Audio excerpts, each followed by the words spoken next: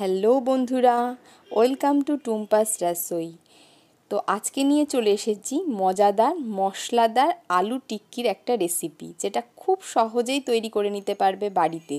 আলু টিক্কি তো আমরা ভীষণই ভালোবাসি, বাইরে থেকে কিনে খাই, তো বাড়িতে এটা খুব সহজে কিভাবে তৈরি করব সেটাই আজ তোমাদের দেখাবো। তো দেখো, প্রথমে নিয়ে নিয়েছি পেঁয়াজ কুচি, আদা কুচি, কারি পাতা কুচি, যদি ধনে পাতা থাকে তো ধনে পাতা নেবে। আমি একটু পেস্তা বাদাম কুচি নিয়েছি, কাঁচা লঙ্কা নিয়েছি, পুদিনা নিয়েছি। আমি ড্রাই পুদিনা নিয়েছি, যদি টাটকা পুদিনা থাকে তো সবচেয়ে বেস্ট। আর দেখো, আলুটাকে সেদ্ধ করে আমি গ্রেট করে নিয়েছি, আর সেদ্ধ করে একটু ফ্রিজে রেখে দেবে যাতে একটু শক্ত হয়ে যায় আলুটা, আর একটু শক্ত করেও সিদ্ধ করবে। এই দেখো, আমি এখানে দুটো আলুকে গ্রেট করে নিয়েছি, আর এই আলুটাকেও আমি গ্রেট করে নেব। তো এরকম গ্রেটার দিয়ে গ্রেট করে নিতে পারো, না হলে একেবারে হাত দিয়েও ম্যাশ করে নিতে পারো।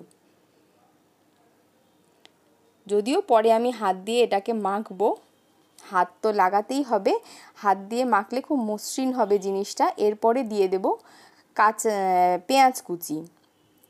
তোমরা একটু রসুনও দিতে পারো, তবে আজকে আমি রসুন দিইনি। আমি দিয়েছি কারি পাতা কুচি, কাঁচা লঙ্কা, তোমরা চিনে বাদামও দিতে পারো। আমি পেস্তা বাদাম ছিল কুচানো, তাই আমি ওটা দিয়ে দিয়েছি। কাজু বাদামও দিতে পারো, যেটা তোমাদের চয়েস, আবার ভালো না লাগলে নাও দিতে পারো। দিয়ে দিচ্ছি গোলমরিচের গুঁড়ো, এটা হলো রোস্টেড জিরা পাউডার, মানে ভাজা জিরের গুঁড়ো, ধনের গুঁড়ো, সামান্য একটু গরম মশলার গুঁড়ো দিলাম, অল্প একটু হলুদ দিলাম। তোমরা চাইলে কাশ্মীরি লাল লঙ্কার গুঁড়ো দিতে পারো, যেটা আমি পরে অল্প পরিমাণে অ্যাড করেছি। আর দেখো, 3 চামচ মতো আমি কিন্তু চালের গুঁড়ো দিয়েছি, চালের আটা, রাইস ফ্লাওয়ার যেটা, সেটা কিন্তু অ্যাড করেছি।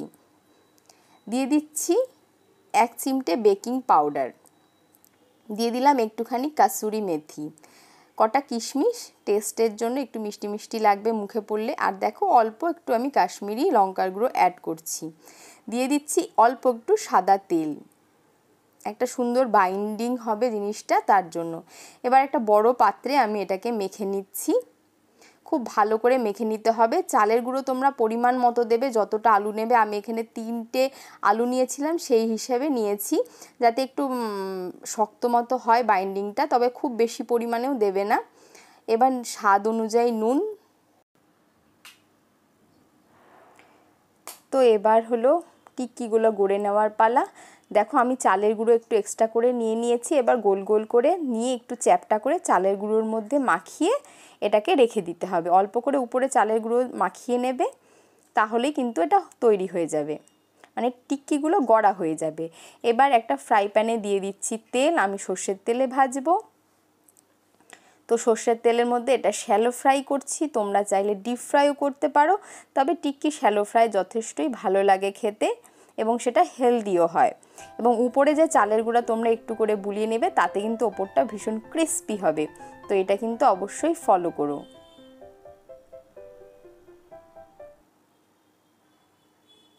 তো দেখো, এক পিঠ ভাজা হয়ে গেছে, আর এক পিঠ উল্টে দিচ্ছি। কি দারুণ না কালার এসেছে, দেখতেও কিন্তু খুব সুন্দর লাগছে।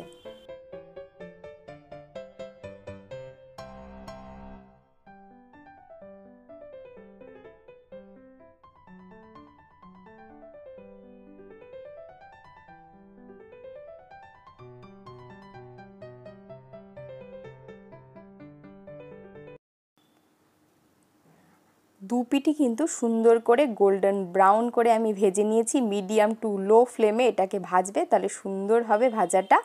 তো দেখো, আলু টিক্কি কিন্তু রেডি। এটা তোমরা যেভাবে ইচ্ছা বার্গারের ভেতরে দিয়েও খেতে পারো, ওপরে সস, পেঁয়াজ কুচি, ঝুরি ভাজা দিয়েও খেতে পারো, এমনিও চায়ের সাথেও খেতে পারো, আবার মুড়ির সাথেও কিন্তু সন্ধ্যের জলখাবারে দারুণ বেস্ট লাগবে খেতে। খুব সহজেই তৈরি হয়ে যায়। আর দেখো, ওটা কতটা সুন্দর সফট হয়েছে, নরম হয়েছে, এবং ওপর থেকে একটা ক্রিস্পিনেস কিন্তু আছে ওই চালের গুঁড়োটা ওপরে দিয়ে ভাজার জন্য। তো অবশ্যই কিন্তু ট্রাই করো বন্ধুরা, খুব সহজেই হয়ে যায়। তো ভালো লাগলে কিন্তু আমার চ্যানেলটাকে সাবস্ক্রাইব করতে ভুলো না, আর অবশ্যই রেসিপিটা ভালো লাগলে একটা লাইক দিও, কমেন্টের মাধ্যমে জানিও কেমন লেগেছে। নিজেদের ফ্রেন্ডস অ্যান্ড ফ্যামিলির সাথে অনেক বেশি করে শেয়ার করো। দেখা হবে নেক্সট ভিডিওতে। সবাই ভালো থেকো, সুস্থ থেকো, take care and bye by.